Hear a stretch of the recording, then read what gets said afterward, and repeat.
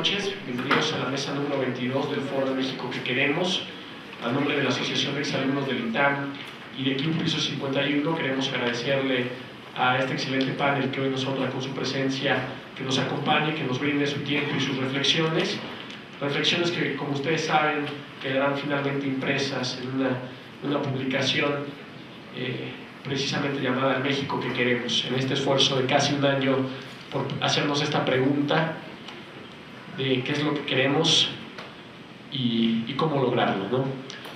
Quiero agradecerles también a ustedes su presencia. Como ustedes saben, los fondos de su donativo se destinan íntegramente a la beca Javier Beristain para chavos de excelencia que realmente lo requieren, lo que les permite continuar con sus estudios universitarios. Sin más, y para aprovechar el excelente panel que hoy nos acompaña, quisiera presentarles a la moderadora que hoy nos honra con su presencia para que demos inicio a esta mesa. Ella es la doctora Silvia Gómez Tagle, quien es profesora investigadora del Colegio de México. Una breve semblanza de ella es que cursó el doctorado en Antropología por el Centro de Investigaciones y Estudios Superiores en Antropología Social.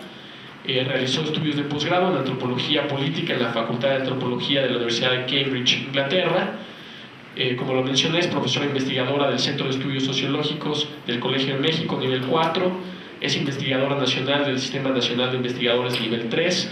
Autora de diversos libros, numerosos artículos, coordinadora de proyectos colectivos de investigación, ha sido editorialista en La Jornada, El Financiero, Universal, entre otros. Ha sido directora de la Escuela Nacional de Antropología e Historia, consejera internacional del Centro de Estudios México-Estados Unidos de la Universidad de California, San Diego, miembro del Comité Técnico de Evaluación del Proyecto de Apoyo a la Observación Electoral en el año 2000 y la Coordinación de Visitantes del Extranjero de la ONU también en el año 2000. Principalmente sus líneas de investigación son procesos políticos, democracia, transparencia, análisis electoral desde una perspectiva geográfica. Entonces es un excelente perfil para poder aprovechar toda la experiencia y talento que tenemos el día de hoy. Nuevamente muchas gracias y le cedemos la palabra, doctora.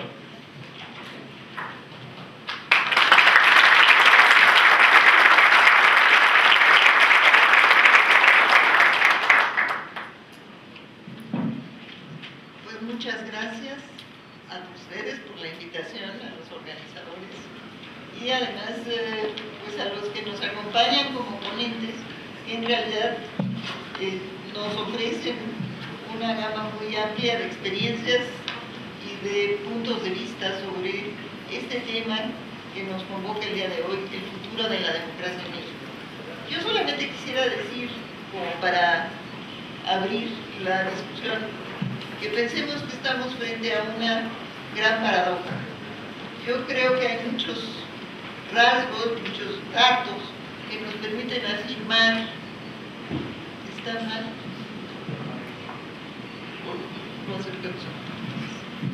Yo no hablo muy fuerte. Sí. Nos permiten afirmar, si así se llama, que la democracia en México, cuando la vemos desde la perspectiva de una democracia política, sin irnos a muchas complicaciones y maximalismos, es una democracia que se ha consolidado y que se ha ido, digamos, profundizando en los últimos años. Lástima que no ha llegado el licenciado Carrasco, pero su experiencia nos hubiera iluminado mucho en relación, por ejemplo, a los poderes locales, cómo se han transformado. No solamente el gobierno federal, no solamente ha habido una alternancia en la presidencia, sino que la ha habido en todos los niveles de gobierno, y eso nos abre panoramas muy diversos de cómo se compone la vida política y cómo los ciudadanos asumen su relación con el poder, con las elecciones y con los partidos. Pero la paradoja es que esa democracia no ha dado frutos, y eso también lo podemos constatar. Creo que hay muchos elementos en la prensa todos los días que nos permiten constatar que hay lagunas, que hay deficiencias, que hay, digamos, contradicciones en este proceso de democratización que hemos logrado como fruto de muchos esfuerzos, de muchos años, y que sin embargo no vemos que rindan frutos para la mayoría de los ciudadanos. Yo pongo ese tema sobre la mesa. Quiero también señalar que esta paradoja de la democracia no es nada más nuestra. Creo que se da en muchos países del mundo y de América Latina, sin duda. El tema del desprestigio de los partidos, de la excesiva capacidad de los medios para tener influencia en los políticos, etcétera, etcétera, son temas que no son exclusivos de México. Pero, sin embargo, pues como mexicanos debemos reflexionar en torno a ellos, lo que es nuestro como herencia de nuestras tradiciones y lo que compartimos con el mundo, porque estamos en un mundo globalizado. Así que, sin más, los dejo que escuchemos las ponencias, en primer lugar, del doctor Francisco Javier Aparicio Castillo, profesor investigador del Centro de Investigación y Docencia Económica, CIDE, doctor en Economía, de la Universidad George Mason de Estados Unidos. Sus líneas de investigación son competencia política, financiamiento a partidos y gastos de campaña, economía política de las reformas estructurales. Doctor Aparicio, le recuerdo a los ponentes que tienen 10 minutos para desarrollar su punto. Gracias. Bueno, pues muy buenas noches, gracias a todos por estar aquí, gracias a los organizadores del evento por esta invitación, sobre todo por el placer de invitarme a hablar de uno de los temas que me apasionan. Yo voy a tratar, en interés de la brevedad, yo voy a tratar de enfatizar, creo que son cuatro puntos sobre el tema que nos invitaron. Nos invitaron a opinar sobre el futuro de la democracia. Pues uno no tiene bolita de cristal, no sabemos bien. Yo creo que el futuro de la democracia pues, dependerá de lo que hagan los ciudadanos con ella. No sé bien lo que van a hacer los ciudadanos. A veces les da por anular su voto, a veces les da por castigar al PRI, a veces les da por premiar al PRI. En fin. Pero bueno, la primera reflexión que quiero hacer pensando en el futuro, ¿no? Y el futuro no es solo el 2012 y no es solo la presidencia de la República. Ojo, este no es un discurso antipeñista, pero podría ser. No, yo lo que quiero decir es que nos fijemos en los grandes rasgos de nuestro sistema político, de nuestro sistema electoral. Y yo diría lo siguiente, bueno, a nuestro sistema político le falta más competencia, no menos competencia, ¿no? Es como verdad de perogrullo. Un sistema electoral, un sistema político más competitivo, pues un sistema más competitivo es más fácil deshacernos de los políticos incompetentes. Entonces esto es como de introducción a la ciencia política o micro 1, ¿no? Pero así es, ¿no? A nuestro sistema le falta más competencia, no menos.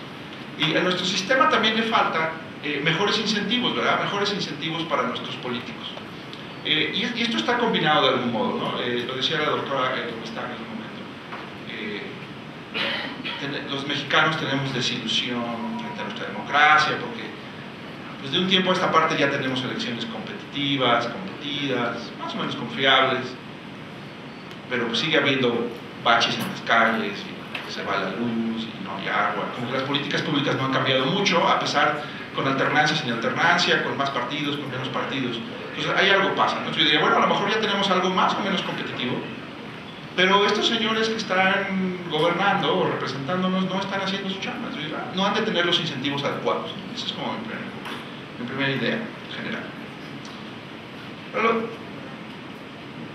la segunda idea es ¿cómo podemos conseguir mayor competencia o mejores incentivos? Yo digo, bueno, tiene que ver con las reglas, pero no diría yo, es que sabes que le falta un transitorio al COFIPE porque ya me di cuenta que no están sancionados la campaña negativa en internet. esa regulitis que tenemos por ahí, no es a lo que me refiero.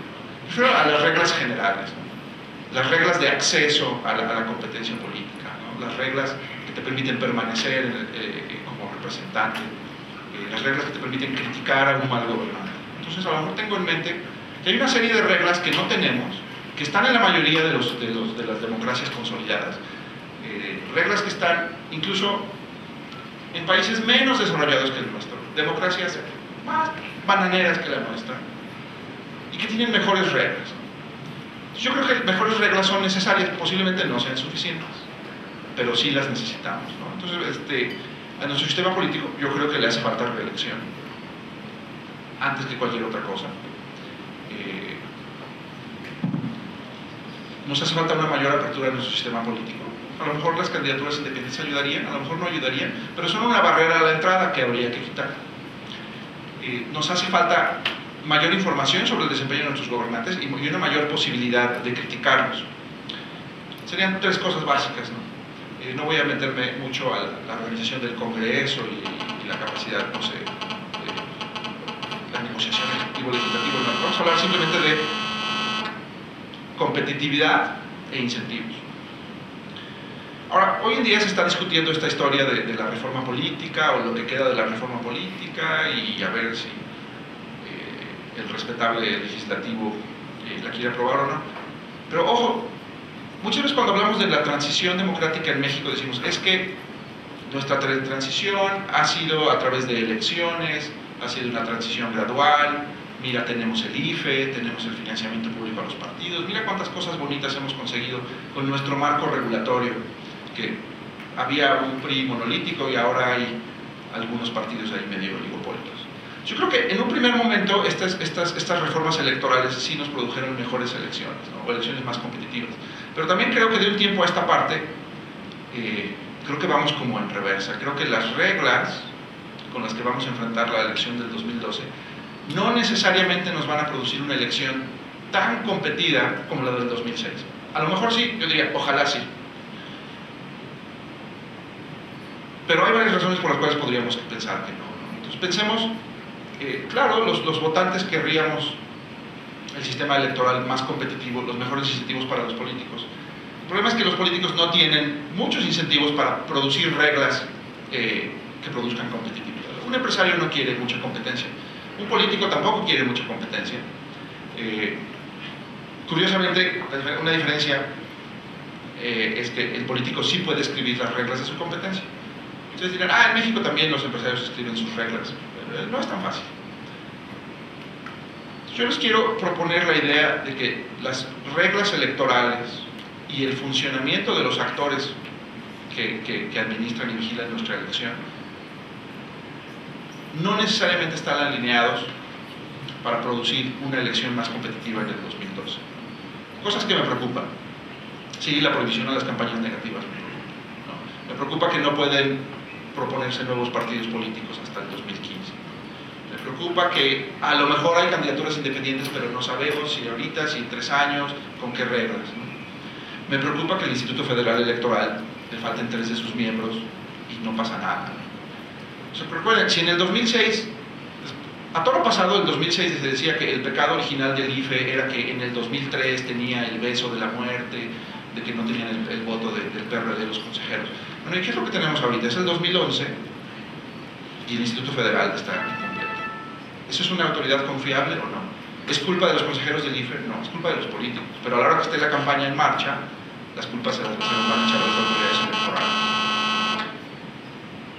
Entonces, hay esta serie de elementos que me preocupan sobre la elección del 2012. Que las leyes siento que no están diseñadas para producir la mayor competencia posible.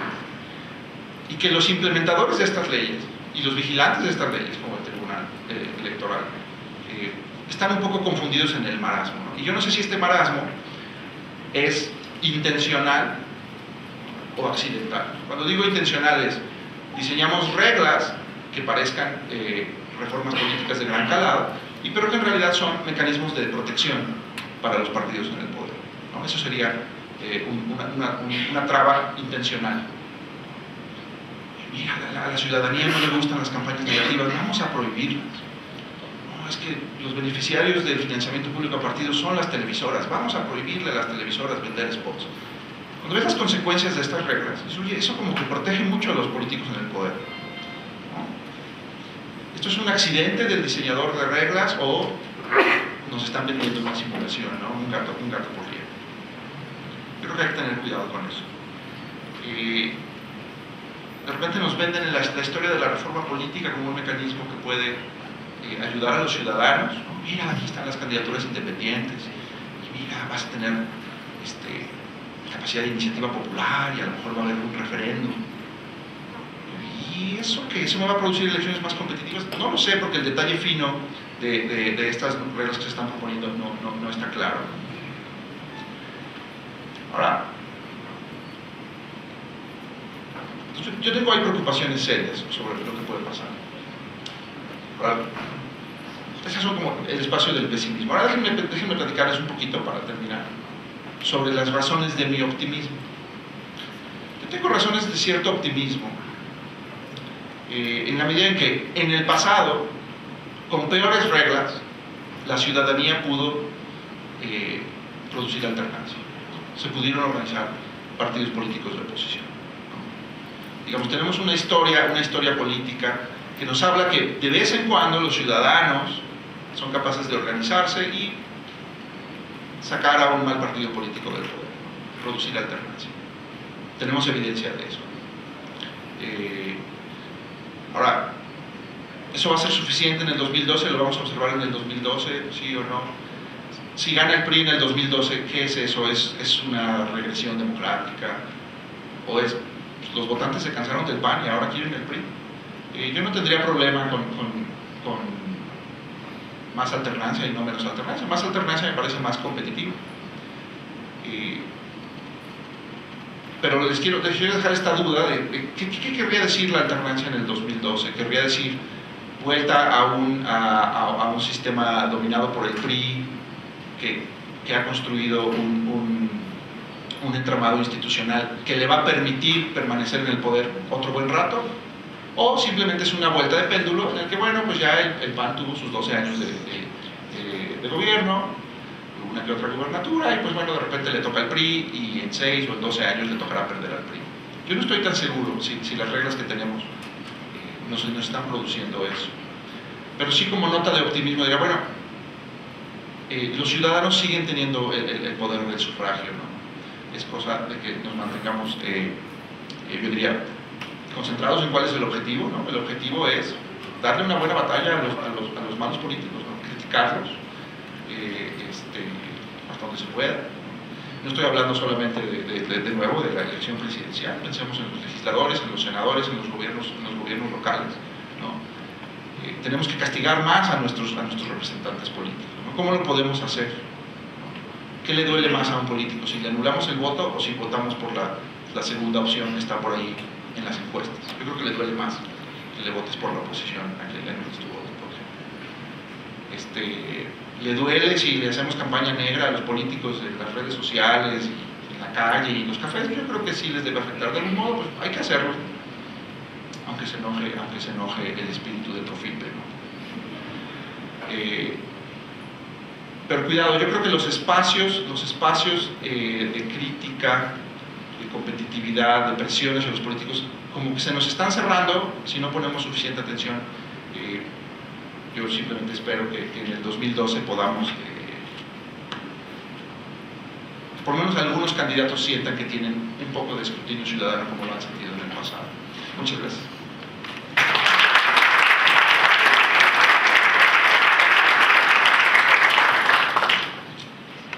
Pues le agradecemos al maestro Aparicio, al doctor Aparicio, su participación y también cuidado con el tiempo.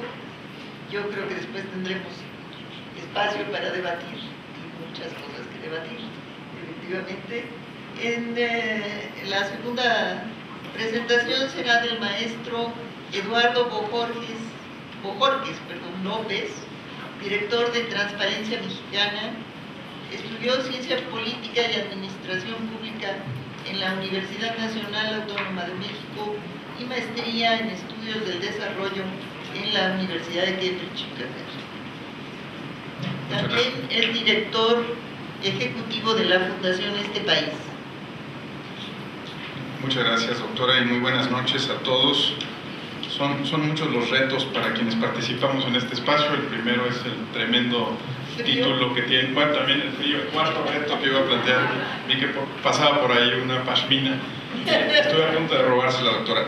No, el primero es el título potente que han escogido para esta serie de espacios, ¿no? El México que queremos, y parte de lo que espero referirme muy brevemente es cómo se construye una visión de país cuando hay tantos y tan diversos Méxicos.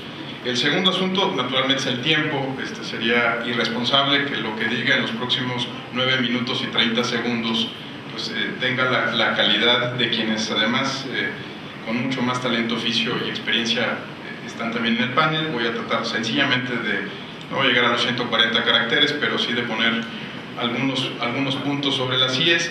El cuarto reto, ya habíamos dicho, es el frío. Y el tercero es uno que tiene que ver con nuestras formas republicanas. Este es un espacio que nos adelantaba Alejandro, es un espacio fresco y que trata de ser un espacio de intercambio de ideas. Pero normalmente en estos foros uno empieza por donde creo que está el principal nudo de la democracia mexicana. Uno empieza diciendo que es un privilegio estar con ustedes. Y yo no soy abogado, pero si hay algo que he aprendido de ellos es que los latinajos, estos que utilizamos con frecuencia, resumen muy bien grandes problemáticas de los países. Fíjense que no decimos es un honor estar con ustedes, no decimos es un gusto estar con ustedes, decimos es un privilegio, porque en México ese latinajo tiene un poder extraordinario.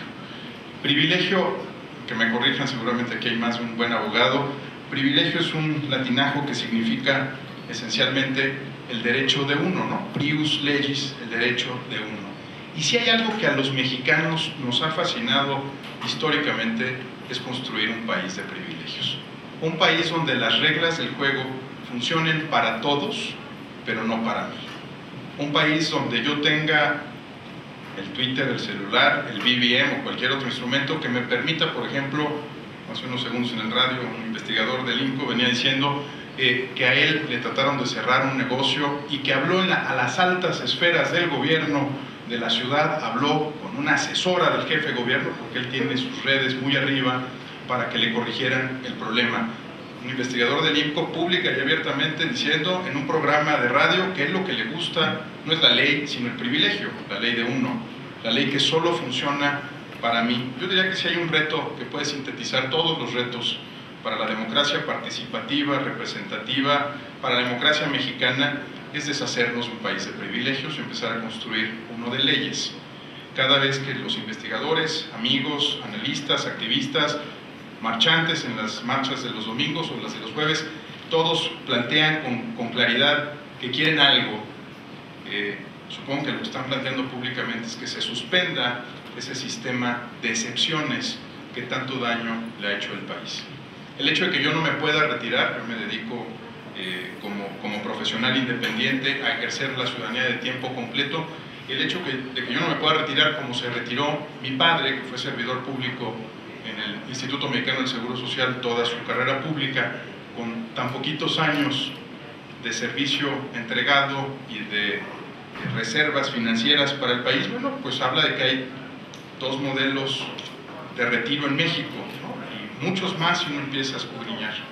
El hecho de que no todos podamos, porque hay una brecha digital importante, no todos podamos hacer uso de las tecnologías de la información para ejercer mejor nuestra democracia participativa o para hacer más eficaz la representativa, sin duda es porque esta ha sido una nación que se construye con privilegios. Y si hago un resumen de la semana pasada, ustedes saben que liberamos un informe sobre la frecuencia con la que se presentan ya no percepción, sino hechos concretos de corrupción para los hogares mexicanos. Pues yo les podría decir que ese estado donde se suspende la ley condiciona en muchas entidades federativas la provisión de servicios básicos como el agua. Hay quien decide amablemente, esto es real, no estoy haciendo novela política, bajarle a la presión del agua, un funcionario del organismo regulador de agua potable de un estado que tiene 4 millones de personas en su zona metropolitana, decide bajarle al agua y como él tiene un negocio de camiones cisterna, pues resuelve, el doctor Aparicio y todos los demás no me van a dejar mentir, el problema de la oferta y la demanda, ¿no? Pues crea la demanda y él solito tiene una enorme oferta, es un gran empresario, tiene una capacidad para hacer negocios increíbles, nada más que está lucrando con el Estado de Derecho, con la ley y con la vida de, no sé, 1,5 millones de hogares en la entidad en la que se le ocurre hacer esto. Mi sensación es que si vamos a empezar a hablar del futuro de la democracia, me obligó el tiempo y la invitación a pensar en mi primer empleo. Yo trabajaba haciendo escenarios prospectivos en la Fundación Javier Barros Sierra hace muchos años, con el doctor Antonio Alonso Concheiro. Es que en realidad no hay un solo futuro para la democracia, tal y como lo planteabas alrededor de la ciudadanía. En realidad hay futuros para la democracia y hay elecciones que hay que tomar, decisiones que hay que hacer para que la democracia vaya en un sentido o en otro. La democracia no se conduce sola, tampoco es el objetivo último, tampoco es la solución a todos nuestros problemas, es un instrumento que nos permite facilitar las decisiones del país y empezar a construir escenarios de futuros. Pero la verdad es que somos muy malos haciendo perspectiva, no tengo que decírselos. Una cosa es hacer proyecciones y otra cosa es hacer perspectiva. La verdad es que no queda claro para qué queremos este entramado institucional, para qué queremos perfeccionarlo. Creo que el doctor Aparicio lo ha planteado muy bien. Para qué queremos entrar en el detalle más pequeñito de nuestros instrumentos jurídicos o de reglas del juego si no tenemos un marco claro de para qué queremos la democracia. Yo les propongo dos cosas muy burdas para nuestro modelo democrático en los próximos 15 años. Tratar de corregir y rápido la inmensa desigualdad que impera en el país. Yo creo que ese sería un objetivo estratégico para nuestra democracia. Pongámosla a trabajar entre otras cosas para eso, pero ojalá los logre persuadir de que sirva también para eso. Y desigualdad, reducir la desigualdad es mejorar el acceso a los servicios públicos, reducir las muchas barreras a contar con un gobierno de calidad, impulsar consumidores que sean exigentes de sus derechos y que puedan organizarse de manera razonable para plantarse frente a una empresa que le provee un servicio, a decirle: yo quiero una tarifa única de telefonía celular en todo el país, siempre, no para los primeros 4 números, no para los siguientes 10, no si junto 20 amigos, no si mis 20 amigos se llaman como yo, quiero una tarifa única de larga distancia, porque en el mundo de la telefonía celular la larga distancia ya no tiene sentido. Y quiero eso para reducir la desigualdad en las comunicaciones en el país, y quiero eso para que me cueste lo mismo, supongo que lo habría también dicho otro investigador del IFCO, hablar con Baja California que con Quintana Roo. Y les propongo, para ir cerrando y respetar la regla del tiempo, una segunda provocación de para qué queremos una democracia eficaz, competitiva, muy robusta, no tan robusta. Me parece que el segundo asunto para el que lo queremos es para ser capaces de mantener cohesionado un país increíblemente diverso y plural. Y no estamos listos para enfrentar la pluralidad que viene. Seguimos pensando, lo repetimos una y otra vez, vale la pena echarle un ojo al censo, que somos un país esencialmente católico. Si ustedes ven la caída que ha tenido la religión católica en el estado de Chiapas, para poner solamente un ejemplo, encontrarán que muy pronto en Chiapas pensar en religión va a ser muy complicado, ¿no? Vamos a tener que pensar y mucho en religiones, sectas y grupos que también van a tener derechos de expresar sus creencias, su fe, su manera de ver el mundo. Si vemos los patrones migratorios, por ejemplo, de la ciudad de Monterrey, y el número de personas que no nacieron en territorio nacional y que tienen otra religión, particularmente hindús y coreanos, verán que muy pronto, no solamente en la zona rosa, habrá el barrio coreano. Tendremos que aprender a vivir con hindús y coreanos que por cientos, miles se están integrando en nuestra cultura. Y si vemos las más de 60 lenguas y grupos étnicos que hay en el país, las minorías, en términos de minorías es un decir, pero digamos los grupos que tienen preferencias sexuales distintas a las que son hegemónicas, si vemos la complejidad que se va a presentar frente a nosotros en los próximos años, tendremos que tener un mecanismo eficaz, muy potente, muy práctico, muy económico, muy rentable en términos de dar resultados, para poder mantener la cohesión de un país, bueno, que se ha mantenido de manera integrada, a raíz de mucha fuerza, de mucha violencia, de mucha contención militar, pero que no necesariamente tiene que verse así en el largo plazo. Si queremos pensar en el futuro de la democracia, les propongo dos orientaciones: acabar con esa brutal desigualdad que campea todos los días y reducir esta incapacidad de comprender la diversidad y pluralidad de la que somos parte. Muchas gracias.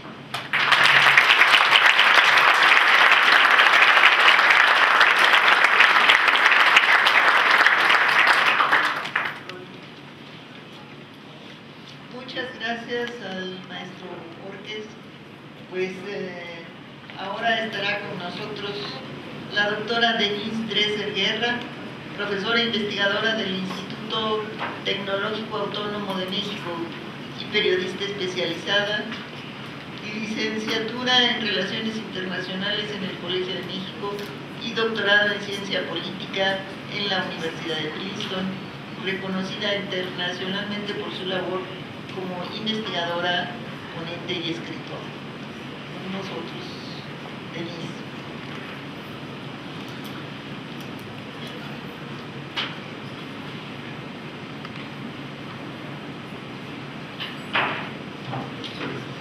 Hola, buenas noches. Es un gran placer estar aquí.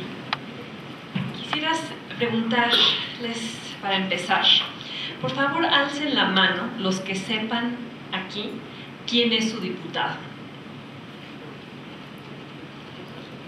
Pues 3, 4 personas de 100. ¿Saben los que conocen a su diputado cómo ha votado y en favor de qué?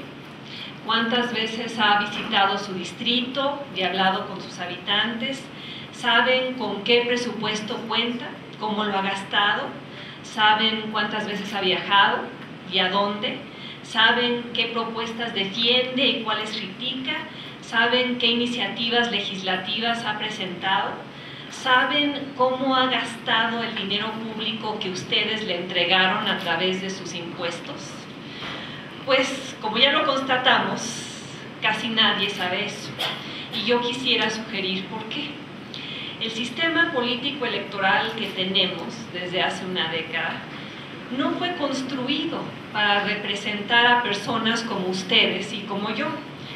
Fue creado para otras cosas. Fue erigido para asegurar la rotación de élites, pero no para asegurar la representación de ciudadanos. Fue creado para fomentar la competencia entre los partidos, no para obligarlos a rendir cuentas. Fue instituido para fomentar la repartición del poder, que antes solo tenía el PRI, pero no para garantizar la representatividad de ese poder. Y quizá por eso, como lo revela una encuesta reciente realizada por la Secretaría de Gobernación, solo el 4% de la población de este país confía en los partidos. Solo el 10% cree que los legisladores legislan en su favor. La población mira a los partidos y ¿qué ve ahí? Ve una historia de priización, de complicidades, de organizaciones que prometieron enarbolar algo distinto y acabaron gobernando igual. Vemos a partidos con algunas diferencias en cuanto a lo que ofrecen, pero con demasiadas similitudes en cuanto a cómo se comportan. Vemos pluralismo, sí, en la oferta política, pero mimetismo en el desempeño gubernamental. Vemos a partidos que se niegan a rendir cuentas, partidos que se rehúsan a reducir gastos, partidos que en lugar de combatir la impunidad perpetúan sus peores prácticas. Ahí está el PRI, montado sobre el corporativismo corrupto y vanagloriándose por ello en cada discurso atávico de Beatriz Paredes. O el PAN, que prometió ser el partido de los ciudadanos, pero acabó cortejando en la última elección intermedia a Valdemar Gutiérrez, el líder del sindicato del IMSS. O el Partido Verde, única opción ecologista del planeta que apoya la pena de muerte, mientras se vende al mejor postor y financiamos las farándulas del Niño Verde. O el PRD, que 4 años después de la elección del 2006, casi 5 años, aún no logra qué hacer con Andrés Manuel López Obrador. O el PT o Convergencia saltando de alianza en alianza para ver cómo aterrizan mejor. Como sugiere mi amigo y colega Juan Pardinas del INCO, la democracia mexicana es como un perro verde. ¿Cuántas veces han visto ustedes a un perro verde? ¿No? Es demasiado exótica. Es la única en el mundo, aparte de Costa Rica, en la cual no existe la reelección de legisladores o presidentes municipales. Es de las pocas en las que no se permiten las candidaturas ciudadanas, es excepcional en cuanto a la ausencia de referéndum, es inusual por la prohibición de la iniciativa ciudadana, es mexicanísima por la forma en la que protege a los partidos e ignora a los ciudadanos. Y sobre el lomo de este perro verde están montados los sindicatos abusivos y las televisoras chantajistas y los partidos irresponsables y los gobernadores impunes y los oligarcas privilegiados, todos ellos progenitores de este partido verde y beneficiarios de su excepcionalidad. Porque sin reelección no hay rendición de cuentas, ni representación política completa, ni manera de ir debilitando a los cacicazgos locales. Con frecuencia me dicen, Denise, pero ¿cómo apoyas la reelección si se van a quedar ahí para siempre? Señoras y señores jóvenes, ya se quedan ahí para siempre y no tenemos manera de sacarlos. Sin candidaturas ciudadanas no hay forma de romper el monopolio de los partidos y los líderes sindicales sobre la vida política. Sin referéndum no hay manera de involucrar directamente a la población en la definición de los grandes temas nacionales. Sin iniciativas ciudadanas no hay forma de promover políticas públicas que la clase política no quiere tocar. Sin medidas como las que la reforma política de la semana pasada contemplaba y que el PRI de Enrique Peña Nieto frenó, los ciudadanos seguiremos siendo poco más que las pulgas de este perro verde. Y por cierto, es un perro muy caro para mantener, alimentar y cuidar. Hay pocos puestos mejores sobre el planeta que ser un político mexicano. Carretadas de dinero público y básicamente cero rendición de cuentas. Un político mexicano no tiene que trabajar para conservar su sueldo, ni rendir cuentas para conservarlo, no tiene que explicar el sentido de su voto en el Congreso, ni estar presente para otorgarlo, no tiene que responder a las necesidades del electorado, ni establecer una relación con él. Puede ser abogado privado y político, boxeador y político, playboy y político, personaje de Big Brother y político, incompetente y político. Puede presentarse en su oficina o no hacerlo, puede violar la ley, puede presentarse en el pleno del Congreso o no, puede representar a quienes lo eligieron o no, puede cumplir con el trabajo para el cual fue supuestamente electo o no, cobrará su cheque mensual de cualquier manera, cobrará su bono anual de cualquier manera y al final de su periodo saltará a otro puesto independientemente de lo que haga o deje de hacer. Y hoy por hoy la clase política de este país no tiene un solo incentivo para remodelar este sistema que tanto la beneficia. La democracia mexicana funciona muy bien para sus partidos y funciona muy mal para sus ciudadanos. Quizá los candidatos prometerán algo cuando votemos por ellos, pero una vez que lleguen al poder pueden ignorarnos sin costo, porque no hay reelección, pero sí hay trampolín. Saltan de la Cámara de Diputados al Senado y de ahí una presidencia municipal y de ahí una diputación local y de regreso a la Cámara de Diputados sin haber rendido cuentas jamás, sin haber sido sometidos al escrutinio de los electores con capacidad de sancionar o premiar. Porque en esta democracia de perro verde podemos sí llevar a alguien al poder con nuestro voto, pero no podemos castigarlo si ejerce ese poder en nuestra contra. Y la clase política sabe que ha logrado erigir un muro infranqueable en torno a su alcázar. Tiene una situación inusual en el mundo y privilegiada que no quiere perder. Los partidos saben que hay demasiados intereses que no pueden ni quieren tocar, incluyendo los suyos. Algo está mal, algo no funciona, algo necesita cambiar y con urgencia. Y por ello será necesario pensar en acciones que contribuyan a sacudir, a presionar, a protestar, a manifestar la inconformidad, a reconfigurar esta democracia altamente disfuncional.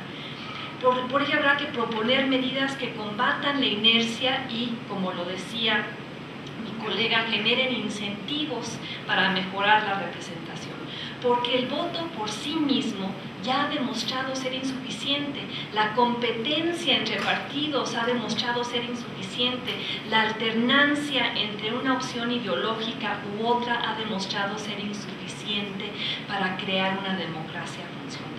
Tenemos una democracia descompuesta que hay que arreglar, una democracia atorada que hay que echar a andar, una democracia que sigue siendo muy elitista, a la que hay que ampliar, abriendo espacios a la ciudadanía para que su participación cuente, generando incentivos para que los legisladores y los presidentes municipales se vean obligados a rendir cuentas, cosa que no hacen hoy, dando poder a los votantes para que puedan crear contrapesos sociales a los poderes fácticos, creando vínculos de exigencia y representación entre gobernados y gobernantes, reformas con la capacidad de airear, sacudir, relegitimar, disminuir la excepcionalidad de la democracia mexicana y normalizar su funcionamiento, para colocar al perro verde dentro de la camada de las democracias más normalitas. Habrá que pensar en discutir la apertura de los medios y el financiamiento a los partidos y la desaparición del fuero y las acciones colectivas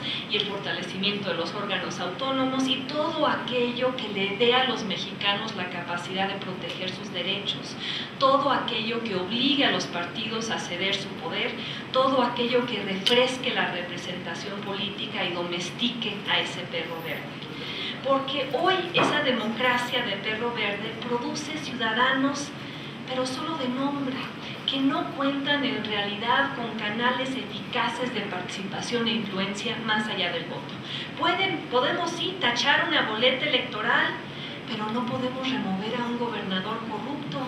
En México sí hay democracia, pero ocurre entre partidos corrompidos y clientelares. En México sí hay gobiernos electos, pero pocos representativos.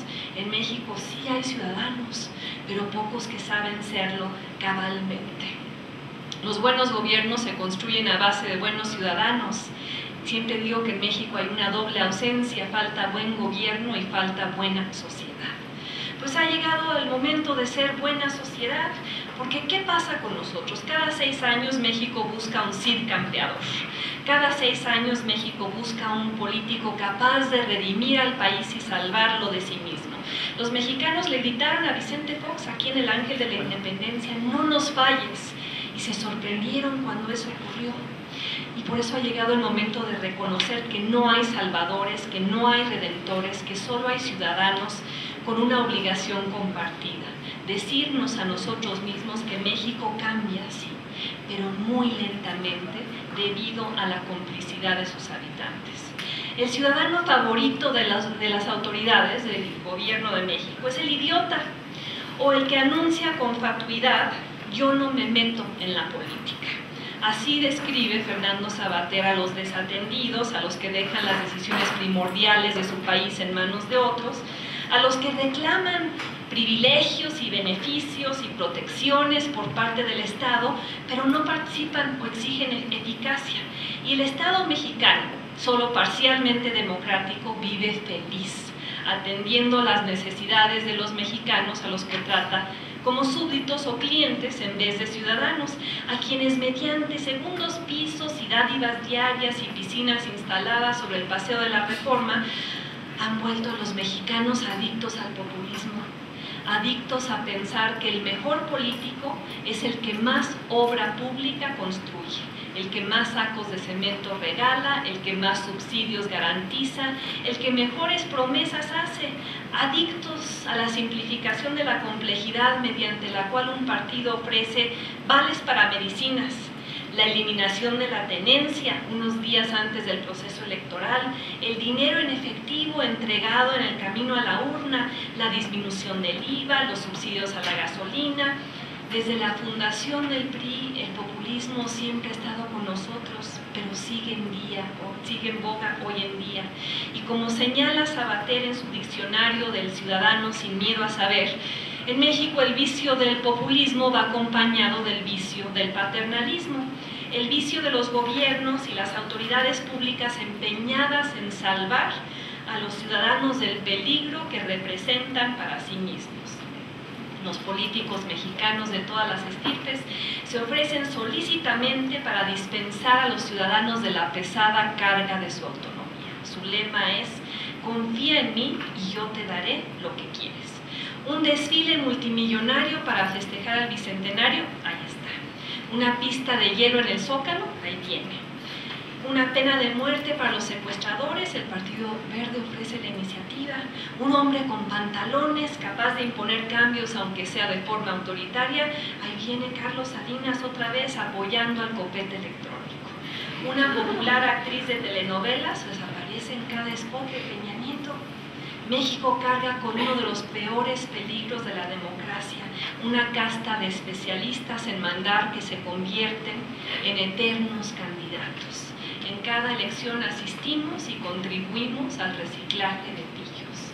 Y el problema es que alcanzan esa posición gracias a la flojera o al desinterés de los ciudadanos que dimiten del ejercicio continuo de vigilancia y supervisión que les corresponde. Los idiotas mandan porque otros idiotas los eligen. El populismo, ya sea de derecha o de izquierda, sobrevive porque no hemos alcanzado la educación que premie la disidencia individual sobre la unanimidad colectiva, que recompense el mérito y la competencia en lugar del compadrazgo, que nutra nuestra capacidad de luchar contra lo peor para que venga lo mejor, que construya ciudadanos autónomos, libres de carne y hueso, y que institucionalice la desconfianza en los líderes y la vigilancia sobre ellos por distintos medios. Según una encuesta reciente de Alejandro Moreno, 66% de los mexicanos piensa que personas como yo no tenemos influencia sobre lo que el gobierno hace. Si eso no cambia, México seguirá siendo un terreno fértil para quienes quieren mantener a sus habitantes en una permanente minoría de edad, ajenos a la política y residentes del lugar mental donde falta la resolución y el valor para participar en el espacio público. Y México entonces seguirá siendo un país gobernado por protopopulistas, ya sea de izquierda o de derecha, y ciudadanos idiotizados que lo celebran. Y a mí me parece que ese no es el México que merecemos, ni el que queremos, ni el que Javier Beristain se imagina. Muchas gracias.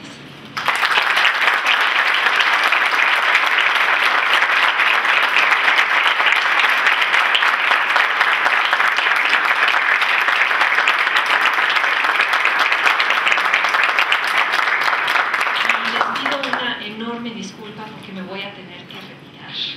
Pero tengo hijos chicos en casa que están clamando por mí. Así es que buenas noches y buena suerte con el resto del evento y fue un placer participar con ustedes.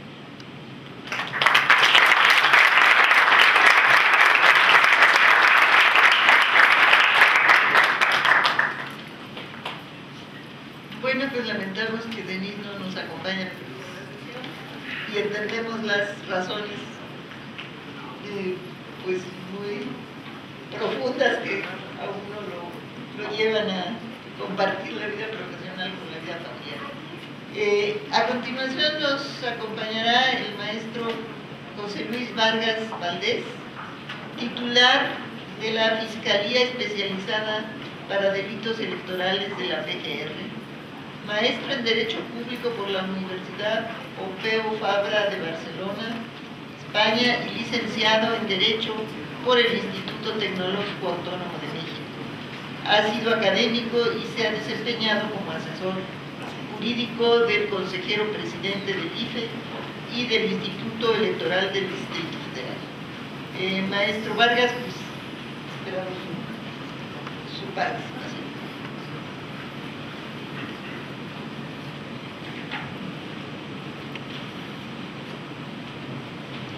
Muy buenas noches. Una corrección en la presentación: no he sido académico, me gusta la academia, pero considero que esas son palabras mayores, entonces solo para aclaración. Primero que nada, qué gusto estar esta noche con todos ustedes. Muchísimas gracias a la organización México que Queremos Ser y obviamente a la Asociación de Exalumnos del ITAM, de la cual me considero parte. Y qué honor estar con este panel. Espero haberlo dicho bien, Eduardo. En los términos, no sé si ingleses, pero bueno. A ver, lo que hoy me han invitado a platicar es un poco el tema de democracia y transparencia dentro del marco y el concepto del México que todos queremos. Temas que creo que son una petición de principio, como decimos los abogados, que es decir, se dan en el México que todos queremos, digamos, por descontado, y es una precondición para lo que sigue, para lo que podemos debatir.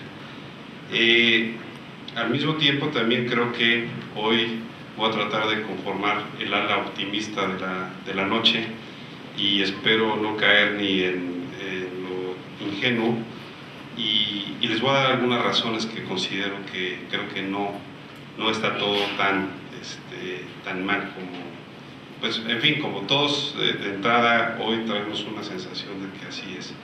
Y voy a decir por qué no está tan mal, porque en lo que yo estoy haciendo y lo que deseo hacer en conjunto con la sociedad. ¿Por qué? Porque también creo que para eso tenemos que tomar en cuenta que somos una democracia muy joven y que ya tener vaticinios y conclusiones en la democracia que tenemos, que por lo menos su última etapa no lleva escasos 30 años, 32, 33, no sé cuántos, pero pues creo que señalar que hemos ido en retroceso, creo que estamos en unos ires y venires, pero que son parte de una conformación democrática, de la transformación democrática de un país, y que obviamente es la construcción de un andamiaje institucional que sin duda es joven y sin duda todavía le falta asentarse un poco. Pero también quiero decir que precisamente podemos decir que en estos últimos 30 años hemos avanzado mucho en algo fundamental, que es la legitimidad de la renovación de nuestras autoridades, y que ahí es la parte en la cual yo me considero pues que soy un actor más. Hay 3 instituciones, hay muchas más, pero digamos 3 en materia federal que son fundamentales y de las cuales yo hoy les quería decir. Por un lado, el Instituto Federal Electoral, que como ustedes saben es quien les corresponde la parte de la organización de los procesos y la parte administrativa. Por otra parte, el Tribunal Electoral del Poder Judicial de la Federación, que es el órgano jurisdiccional revisor de las decisiones electorales.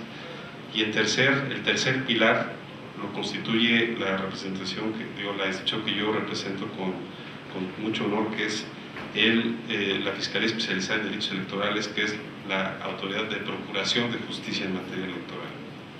Ahora bien, ¿por qué creo que es importante hacer esta referencia, y por qué a partir de los últimos 16 años que tiene la Fiscalía creo que es importante entenderla? Porque yo voy a cumplir 11 meses en la Fiscalía, 10 meses, perdón, y desde que llegué lo primero que me decía todo el mundo es: no aceptes eso porque eso no sirve para nada.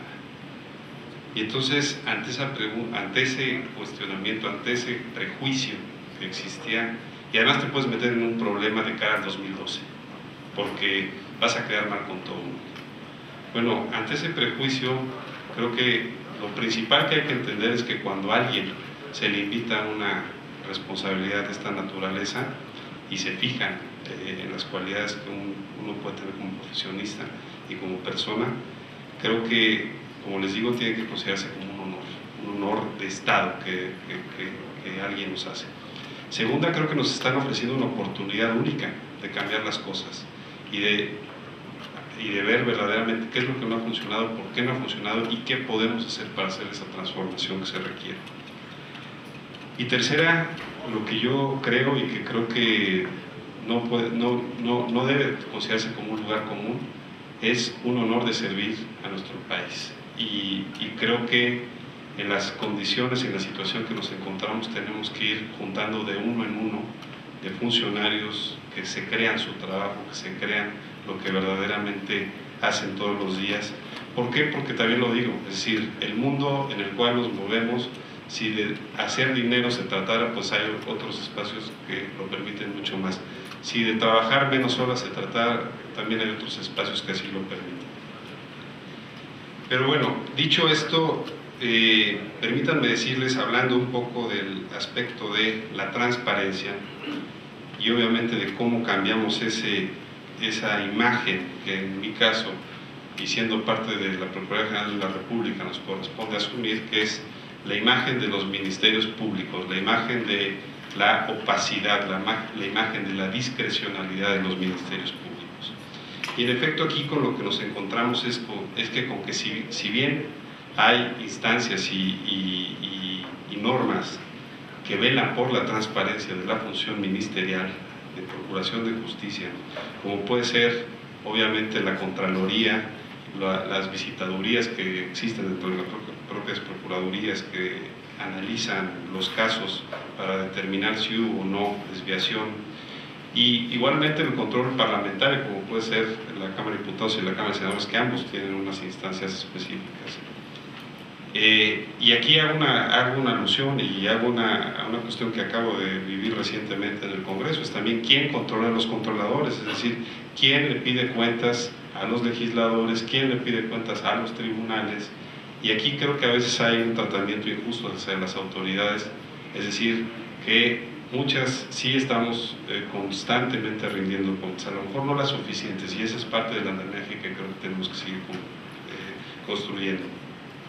Pero cuando se habla de materia de ministerios públicos que se dicen, bueno, no dan toda la información o no son transparentes, aquí creo que tenemos que ser muy cuidadosos, porque no podemos perder de vista, y ese creo que es parte de los asuntos y los compromisos que les he contado, que creo que hay que asumirse y hay que creérselos cuando uno llega a un cargo de esta naturaleza, que los ministerios públicos, antes que nada, y la Constitución así lo dicta, somos una representación social de los intereses de los mexicanos. Y entonces, ¿eso qué quiere decir? Que nos corresponde el trabajo, implica obviamente el velar por el interés público, pero también cuidar los derechos de las partes que están siendo procesadas. ¿Por qué? Porque cualquier indiscreción, cualquier, digamos, fuga de información puede poner en peligro al proceso mismo y por supuesto puede poner en vulnerabilidad a las partes y particularmente al indiciado. Y hay que partir, como ustedes saben, del principio que es la presunción de inocencia. Dicho esto, también lo que creo es que en esta transformación que también le corresponde al Poder Judicial, aquí nos vamos a encontrar con el tema de del famoso sistema penal acusatorio de oralidad. Y eso sin duda va a beneficiar a la transparencia y a la rendición de cuentas de los jueces y ministerios públicos. Obviamente yo tengo un temor, y grave, que es que nuestros ministerios públicos estén a la altura de hablar públicamente frente a los jueces y frente a las partes.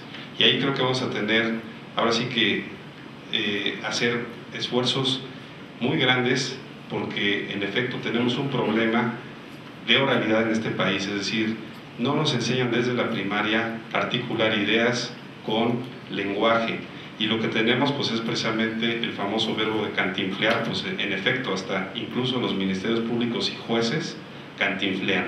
Entonces eso creo que tendrá que ser una cuestión incluso de imagen que tendremos que cambiar para adelante. Dicho esto, lo que yo quiero decir es que la transparencia es una cuestión y tiene que verse desde mi perspectiva como una cuestión de corresponsabilidad.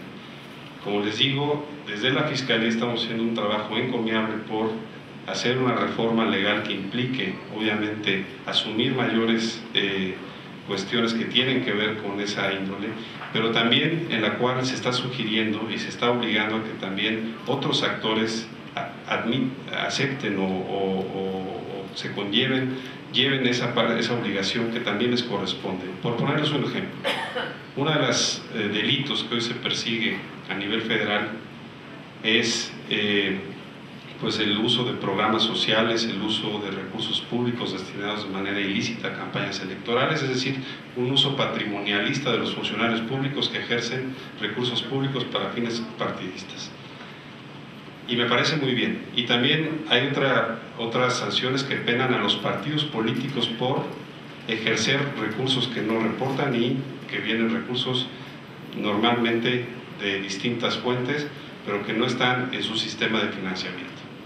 Sin embargo, por ejemplo, nadie pena y nadie ha puesto la mira en aquellas personas que son los donadores ilegales de recursos. Es decir, pueden ser de origen lícito o ilícito, pueden ser empresarios que dicen: yo apuesto por tal candidato porque mis intereses, quiero que cuiden mis intereses, como origen ilícito, como puede ser hoy el famoso tema y de gran preocupación, que es el crimen organizado. Y no está penado el financiamiento ilícito con pena privativa, pero sí está penado para los funcionarios públicos. Entonces, sin aludir a la responsabilidad que le corresponde a los funcionarios públicos, también creo que tenemos que repartir cargas para que todo el mundo tenga la misma exigencia de cara al bien jurídico que nos corresponde tutelar, que tiene que ser la equidad en el proceso y la autenticidad y libertad en el voto.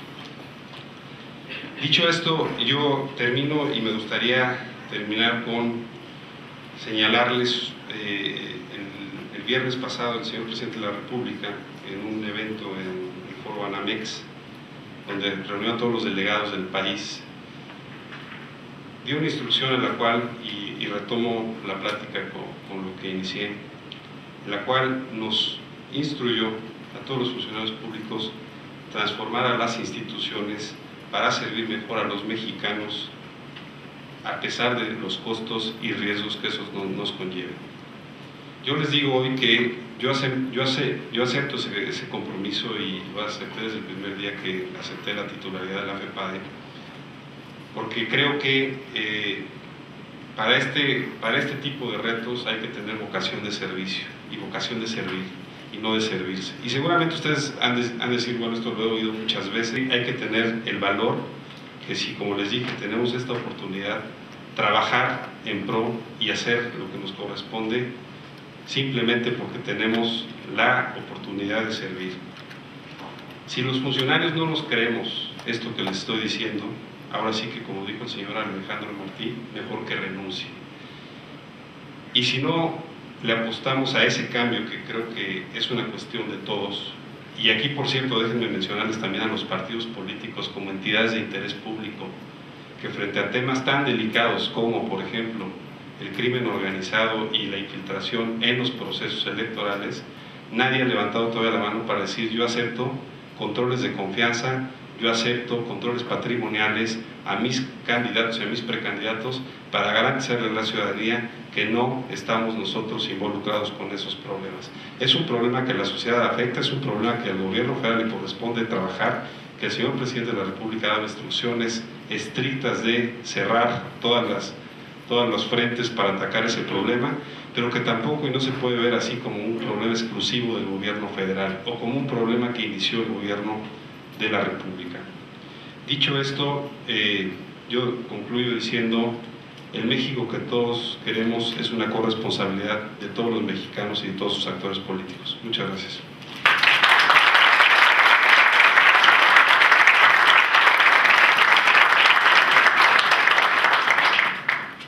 Bueno, pues creo que han sido 4 presentaciones, ya no está Denise, pero muy diversas y con puntos de vista que se prestan para un buen debate. No me queda muy claro cuál es la mecánica de la discusión que se plantea, pero yo creo que podemos hacer una ronda de 5 primeras preguntas o comentarios breves. Eso sí, les pediría que, si son comentarios, sean breves, para que no sobrepasen a los ponentes, ¿verdad?, en el uso del micrófono. Creo que no hay sí hay un micrófono en sala, hay 2 micrófonos en sala, y si les parece, pues podemos hacer esta primera ronda de 5 intervenciones y después quizás dar algún breve espacio para una respuesta, y después otra ronda de 5 intervenciones. No sé si eso es así. ¿Están ustedes de acuerdo? Bueno, pues como yo estoy aquí en la mesa, aquí más bien hay autoritarismo, entonces empezamos. Les Los invito a que participen. Nadie se anima, qué barbaridad. Ahora que tenemos dos micrófonos, bueno. Es una pregunta para los tres miembros del panel. Si no se diera la reforma política, si no hubiese otro tipo de reformas o arreglos que pudieran mostrar cambios entre la actitud que los partidos políticos han estado dando hasta ahorita y un poco la apatía que se ha venido generando en buena parte de la sociedad, ¿qué expectativas, qué escenarios ven para el 2012?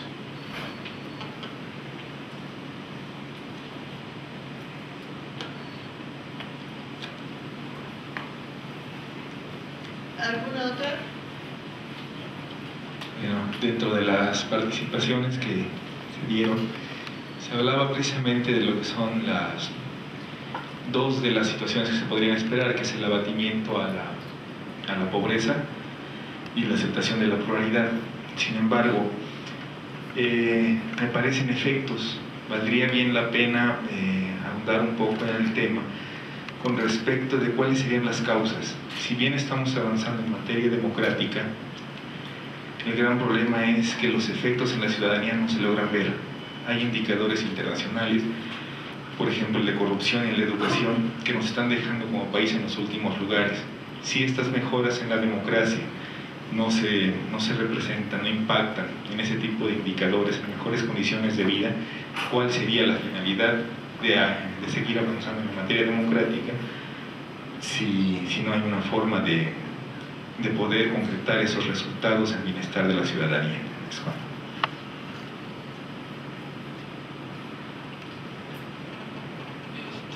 Yo tengo una sugerencia y un comentario para el último ponente. En las redes sociales, bueno, yo cuando busqué en internet la FEPADE, pues parece que es un organismo centralizado, descentralizado de la PGR, como yo entiendo.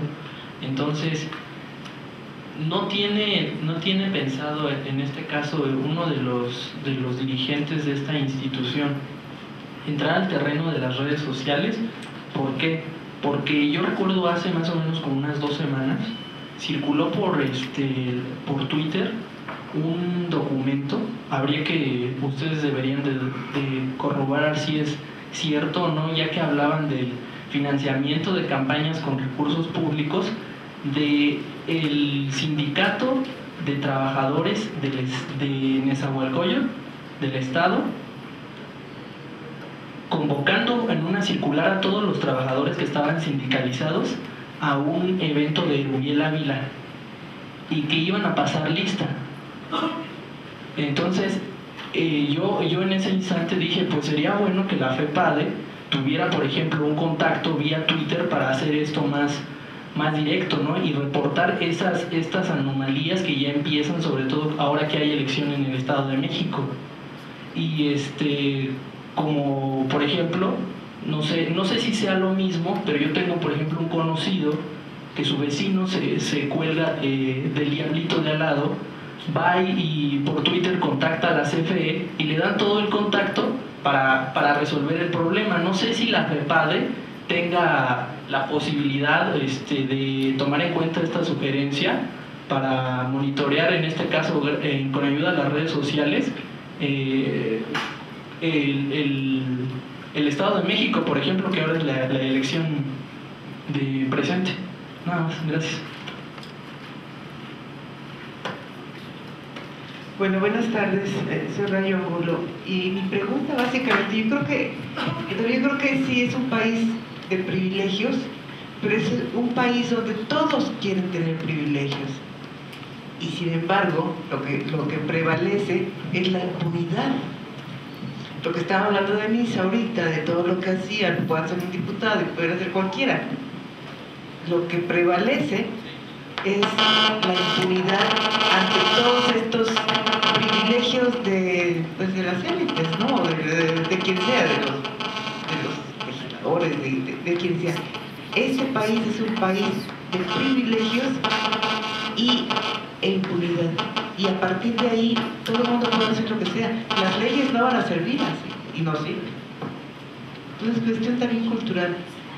Yo quisiera un comentario sobre eso. ¿Sí? Bueno, a todos. Pregunta general a todos los panelistas. Hemos hablado del andamiaje institucional, de las nuevas reglas del juego, del FEPADE, del IFE, los partidos políticos, en fin.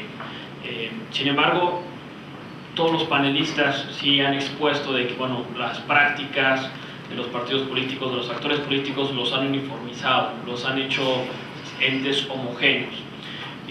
Mi pregunta para los panelistas sería: ¿cuáles son las prácticas, más allá de una regulación o sobreregulación o nueva regulación o nuevo pacto, cuáles serían las prácticas que deberían de desarrollarse todos los actores políticos relevantes, entiéndase partidos políticos, sindicatos, grupos de presión, para que sociedad civil, para poder construir de mejor manera una sociedad más igualitaria a través de una democracia más representativa y más deliberativa? Mi pregunta sería: más transparencia, más rendición de cuentas, ¿cuáles serían los elementos que tendríamos que encontrar para poder crear una mejor democracia en este país? Bueno, ya tenemos 5 preguntas y comentarios.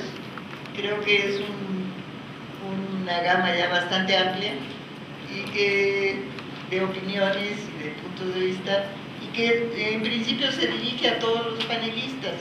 Así que pues voy a permitirme darles la palabra en el mismo orden en que empezaron y rogándoles que ocupen unos pocos minutos, 2-3 minutos, para que podamos agilizar este diálogo y esta discusión con el público. El doctor Aparicio. Gracias. Sí, son muy buenas preguntas todas. Yo no me siento calificado para atacarlas todas. Me interesa la primera pregunta, que era, bueno, si no prosperara la reforma política, ¿qué escenario se puede esperar? Y un poquito la última sobre, bueno, si todos los políticos se comportan del mismo modo, pues ¿qué le hacemos? Bueno, a ver, primero les diría, yo no soy muy bueno pronosticando cosas. Estaba estudiando economía en 1994 y le dije a mi papá que no iba a haber devaluación. En el 99 me fui al posgrado y sí me acuerdo que le dije a mi familia, se me hace que ahora sí pierde el PRI. Ese sí la tiene. Pero luego en el 2006 yo juraba que Andrés Manuel iba a ganar. Y tan quedé sorprendido por el resultado que me pasé meses y meses ahí viendo si había fraude, no había fraude. Tampoco encontré fraude, pero pues era porque yo pensaba que iba a ganar Andrés Manuel. Entonces no soy muy bueno para los pronósticos. Entonces, sobre reforma política, yo creo que no va a pasar. ¿Para qué me hago ilusiones? Digo, en el CIDE escribimos un libro sobre reforma política y Manlio nos da esperanzas. No creo que pase. ¿Y por qué no va a pasar la reforma política? Pues porque el Congreso no es capaz de nominar, de postular consejeros al IFE, nada más por eso. Porque en este país puedes comprar spots a nivel nacional, tener la factura, el contrato, y te dicen, no es cierto. El que los compró no sabía lo que estaba comprando. Porque, por una serie de razones, yo creo que no va a prosperar. Ahora, por desgracia, la gente, yo no escenarios que espero al futuro. Seguro la gente no va a salir a la calle a hacer una gran marcha por la reforma política. Nadie va a marchar por la reelección. Nadie va a marchar ni por las candidaturas ciudadanas, ni por esas. Un poco lo que conozco de economía política, de las reformas estructurales, incluyendo reformas políticas, yo diría, bueno, las grandes reformas ocurren sí cuando hay una gran crisis entre los actores políticos y los actores económicos. La reforma electoral de 2007 fue el resultado de la elección competida que tuvimos en el 2006. Y ahí se emberrincharon, se enojaron unos otros y salió la reforma esta, la de los spots gratis sin campañas negativas. Y entonces ahorita no hay una crisis. Bueno, desde los ojos de los legisladores no hay crisis, porque con las reglas como están, ¿no? El PRI va a tener la mayor cantidad de spots gratis en todas las radiodifusoras y televisoras, y nos dicen que es porque hubo una reforma electoral de gran calado que para proteger la equidad pues le da tantos spots como votos haya tenido los partidos políticos. Pues el PRI le fue muy bien en el 2009 y va a tener muchos spots, y está prohibido que nadie más compre spots. Entonces las reglas están muy bien puestas para que yo diría para que le vaya bien al PRI, la verdad. Entonces, pues sí, Manlio hizo como que su hombrada y de, a ver, Peña, te reto a que me batees la reforma política. Ya se la batearon. Con un mínimo costo político, alguna cosa de consolación debe conseguir el senador Manlio. También la reforma política salió del Senado, desde mi lectura, salió una coalición. En algún momento en el tiempo a Manlio y a la bancada del PAN le convino sacar la reforma política del Senado, un poco para crearle una especie de costo a Peña, decirle que está paralizando la agenda legislativa. Pero los estudios demoscópicos y demás dicen, la gente no se da cuenta de eso.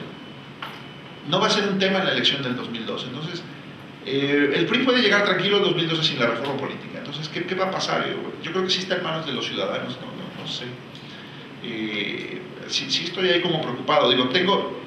Yo a diferencia del COFIPE, yo confío en los ciudadanos y creo que son capaces de distinguir buenos de malos políticos, de procesar información. Pero yo no sé si van a tener la información suficiente en el 2012 para votar del mejor modo posible. Entonces eso me preocupa. Y esta preocupación que tengo sobre la disfuncionalidad de las reglas electorales, creo que tiene mucho que ver con el resto de las preguntas de, oye, pero ¿y las mejores políticas públicas? ¿Y la corrupción? ¿Y el combate a la pobreza? Bueno, es que los políticos ahorita no tienen mucho miedo. Mientras los políticos no tengan miedo de perder el poder, no tienen por qué hacer diferentes políticas públicas. Si tú mantienes el poder con la pista de hielo y el cemento y las fiestas, pues haces el mínimo esfuerzo necesario, ¿no? En fin, yo creo que hay que hacer, yo creo que sí hay que, como desde el punto de vista de sociedad civil, pues hay que darle batalla a los malos políticos por donde se pueda, ¿no? Si tú tienes un amigo que está en el gobierno federal y dice, ay, es que no sé cómo moverle ahí para que no nos vaya tan mal en el 2012, pues dile, oye, no tengas vergüenza, no tengas vergüenza. Si escuchas a un legislador o un analista político, oye, es que la cláusula de gobernabilidad sería una buena idea, dile, no es una buena idea. Ningún país democrático la tiene. Eso no existe. Ese sistema electoral no es democrático, no existe. Lo tenía Corea, México y la Asamblea del Distrito Federal. Lo voy a dejar hasta ahí para no abusar del tiempo. Gracias. Adelante, por favor, maestro. A ver, yo creo que planteándolo en términos de escenarios, pues no va a pasar nada, ¿no? Digamos, no va a pasar nada. Es muy probable que incluso si hay reforma política tampoco pase nada, por los tiempos de implementación. Yo lo que les propondría, a mí cuando me gusta pensar en lo que viene, otra vez con el reto que ustedes han decidido que quieren tener, me acuerdo mucho de esta frase de Einstein, ¿no? Sobre obtener los resultados diferentes haciendo las mismas cosas, ¿no? Entonces déjeme proponerle como respuesta al tema de los escenarios, ¿qué sería de este país si en lugar de estar buscando macro reformas que generen microefectos, buscáramos micro reformas que tengan macro resultados? Y en lugar de concentrarnos en la gran reforma energética, recuerdo que hace un par de años, ¿no? Era la gran reforma energética, y hace una semana ya viene la nueva gran reforma energética y la nueva gran reforma estructural. No, ¿qué pasa si, aplicando lo que estoy seguro que alrededor de la mesa se sabe sobre economía política, sobre microeconomía, sobre las reglas concretas del juego, nos metiéramos a hacer un poquito más de acupuntura y menos de declaración política? Y yo la verdad es que encuentro muchas cosas que cambian muy rápido cuando uno utiliza esta escala. Cientos de ejemplos. Me concentro en dos. Nosotros hacemos cada 2 años un índice de corrupción y buen gobierno, que citaban hace un momento. Para poder cambiar el trámite de pasaporte, todo lo que hacemos es medir una cosa bien boba, ¿no?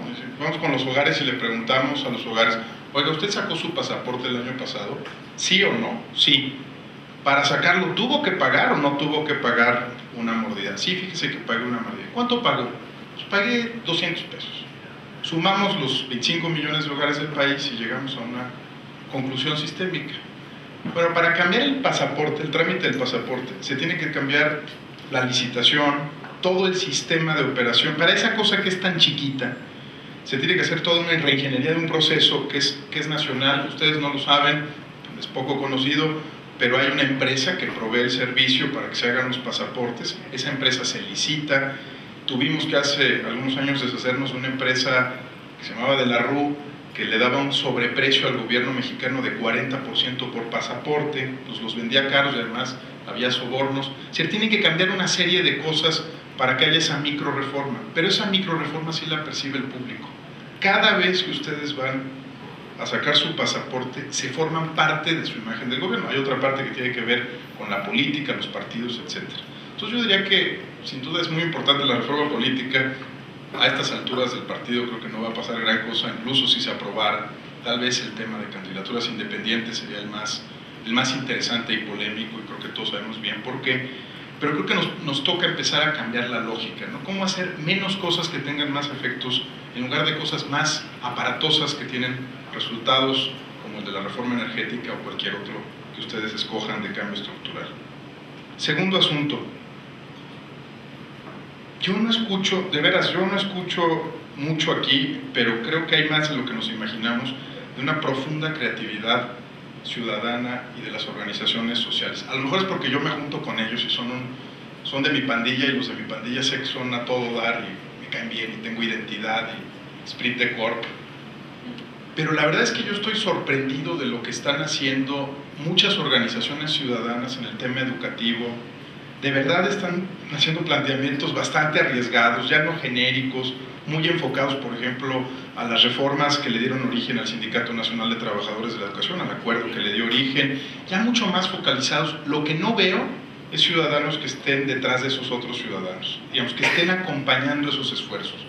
Todo el mundo dice que Twitter y que Facebook tira gobiernos en el mundo, y uno ve la página web de una organización que se llama Por la Educación, y tiene 4.800 seguidores.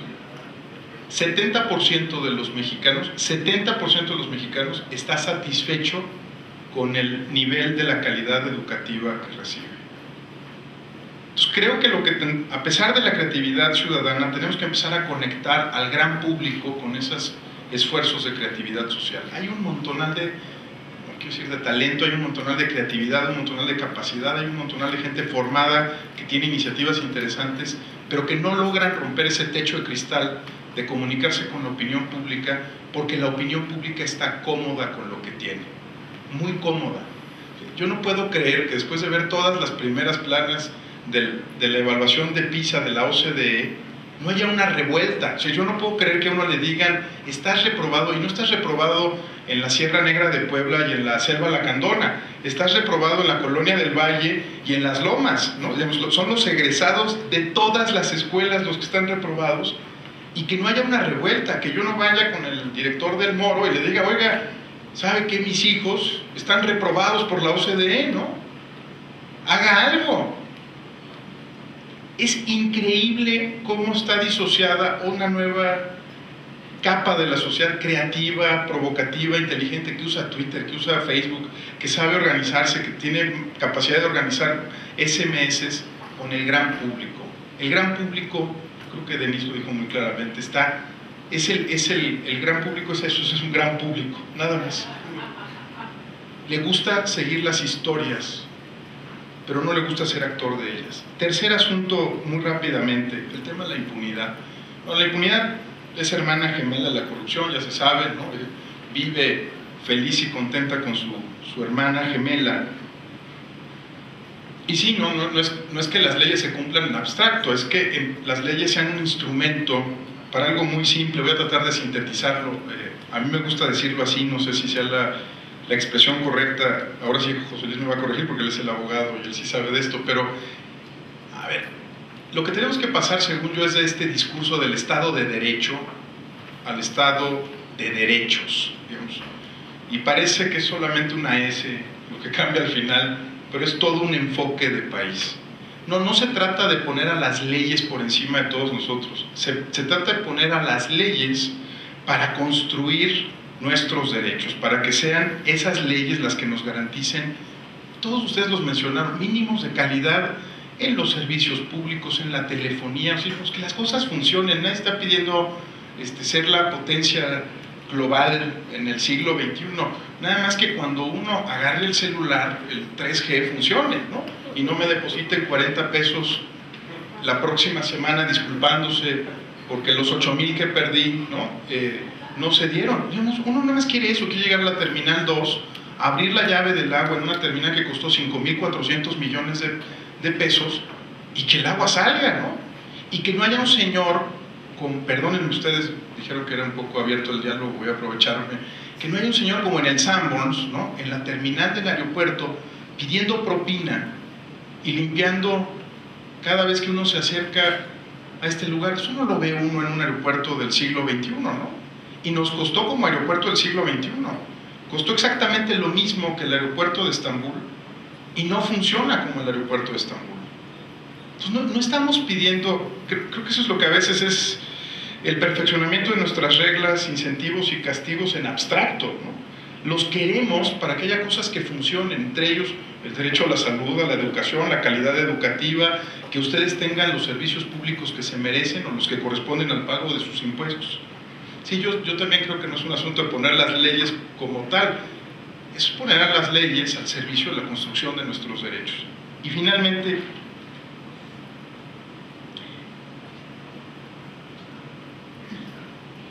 miren, yo tengo la impresión de que a la democracia electoral le pedimos muchas cosas que no puede cumplir, y no la puede cumplir ni aquí, ni en otras partes, ni en otras latitudes. Cambiar las formas en las que lleguen los políticos o que se vayan no va a hacer que esta sociedad en automático funcione bien. Me queda muy claro, es una verdad de perogrullo, pero cada vez que uno lo intenta llevar a la práctica y en la vida cotidiana se olvida. Mientras uno no se apodere de su condominio, de la asamblea, vean la participación que tuvimos en las elecciones vecinales, prácticamente nula, fueron los mismos actores. Mientras uno no le escriba a su congresista, a su diputado, a su actor, mientras uno no sepa coordinarse con otros para cambiar un tema concreto, pues va a ser muy difícil que la democracia electoral nos satisfaga. Mi sensación es que tenemos que impulsar muchos temas de instituciones, de reglas, de castigos, pero sobre todo hay que disfrutarlas en la práctica. No hay nada como de verdad la satisfacción de sentir que uno hizo algo que cambia cosas concretas. Y eso pasa muy poquito si uno no está en la vida pública, y la vida pública no es el Congreso, es el espacio en el que uno vive, toma decisiones y construye su vida cotidiana. Muchas gracias.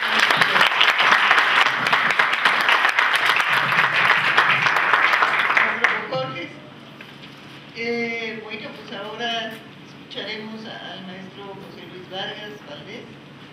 Gracias. Voy a tratar de ser muy breve por la hora. A ver, frente a la pregunta, si no hay reforma, ¿qué podemos hacer?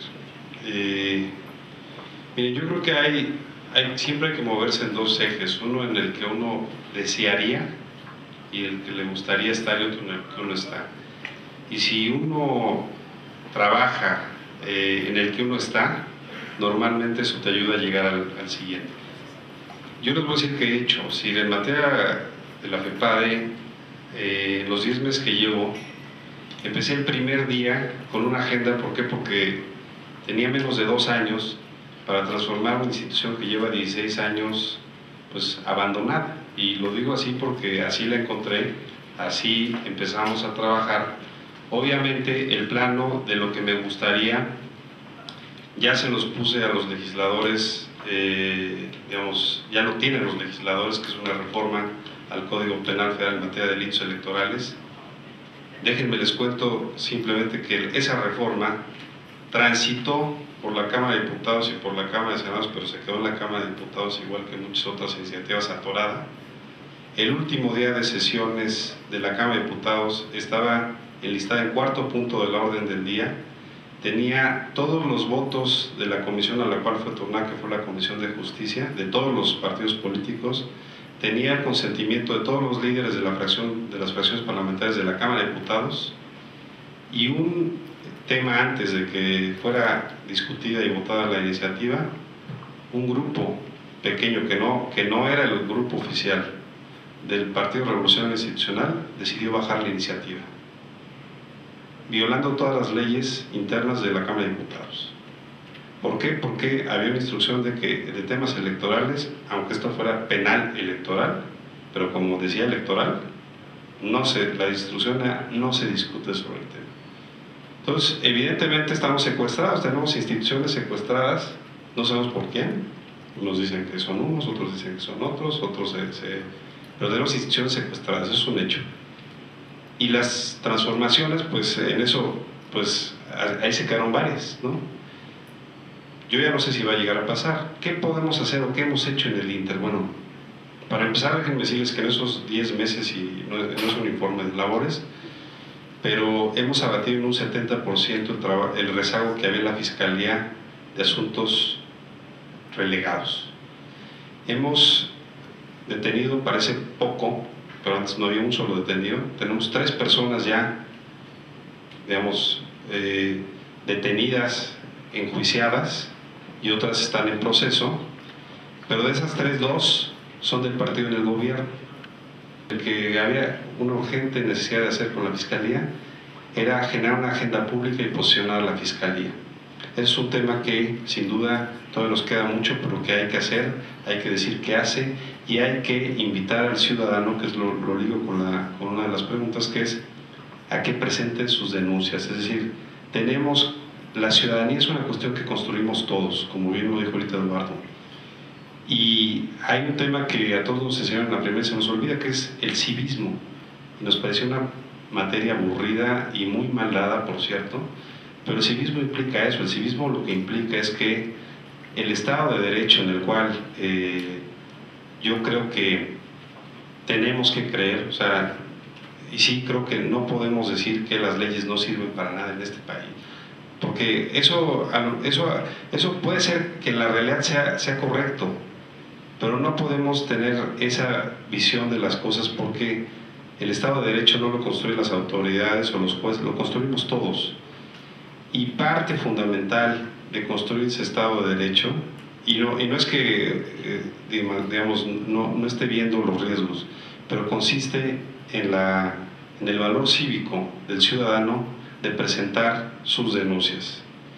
Y muchas veces, si no nos presentan las denuncias, difícilmente las autoridades podemos conocer todos los delitos que se están cometiendo.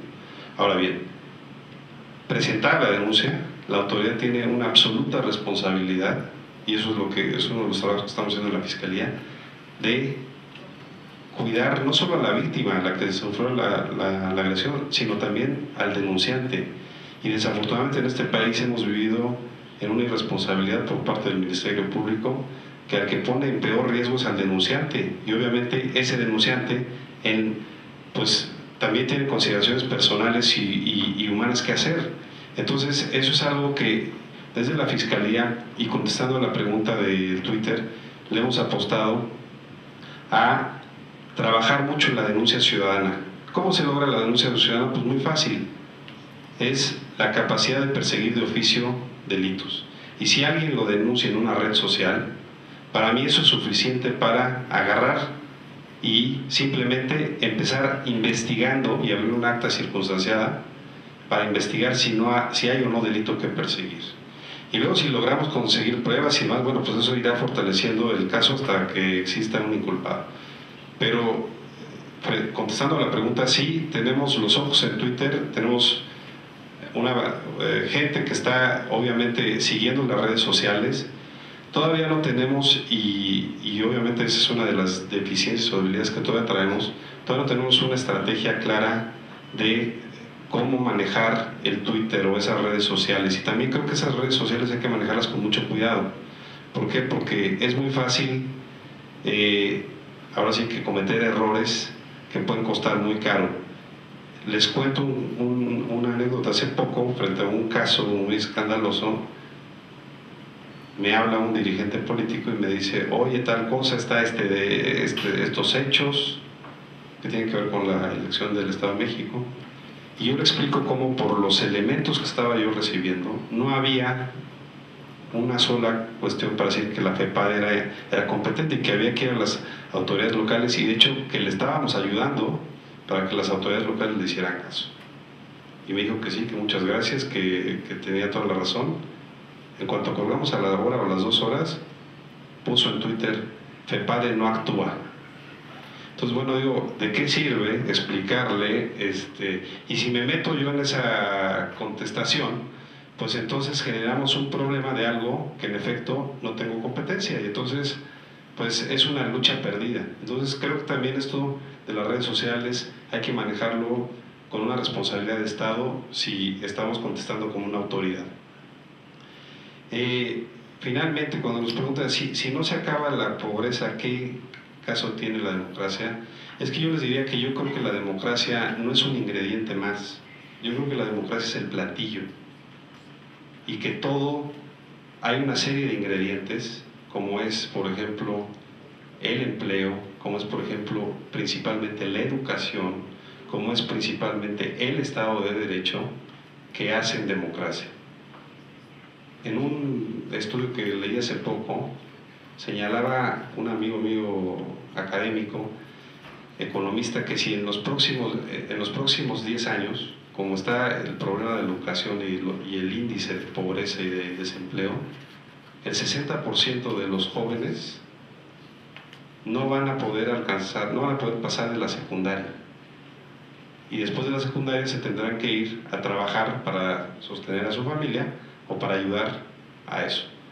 Bueno, si eso es cierto, lo que estamos haciendo, y ese es el grave problema del asunto, es que estamos generando decenas, o más bien millones de jóvenes sin oportunidades. ¿Y eso en qué se acaba reflejando? En filas de reserva a la delincuencia organizada. ¿Por qué? Porque si no tengo posibilidad de pasar de la secundaria, si no tengo posibilidad de conseguir un trabajo digno, si no creo en la ley, porque nadie me ha enseñado a creerla, porque yo la veo como un estorbo y lo veo como un asunto que además el que la cree es un tonto o es un... pues entonces lo que estamos generando es abriéndole a estos criminales toda una fuerza de reserva que además va a ser imposible competir salarialmente contra ellos. Y la única forma con la cual se puede competir eso es, yo creo, con educación, con trabajo y con principios cívicos, y obviamente con una cultura de sociedad y obviamente de trabajo colectivo. Y bueno, hasta aquí dejaría mi intro. Pues muchas gracias. Principalmente muchas gracias al público tan entusiasta que se ha mantenido aquí firme, escuchándonos y escuchando a todos los ponentes, y esperamos verlos muy pronto. Me dio mucho gusto moderar esta mesa. Muy amables.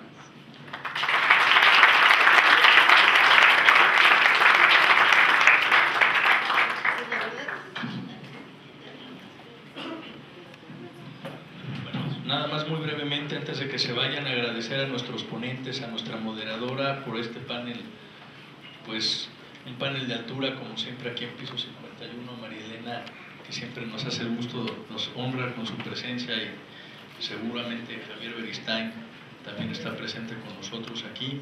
Y recordarles, la próxima semana tenemos la mesa de competitividad.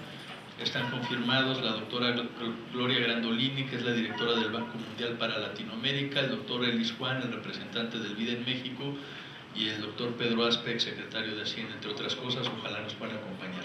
Muchas gracias. Como siempre, nuestro tradicional vino de honor al que están todos ustedes invitados aquí en el lounge, y muchas gracias por venir. Con la participación de ustedes estamos seguros que nos vamos a acercar cada vez más al México que queremos. Muchas gracias.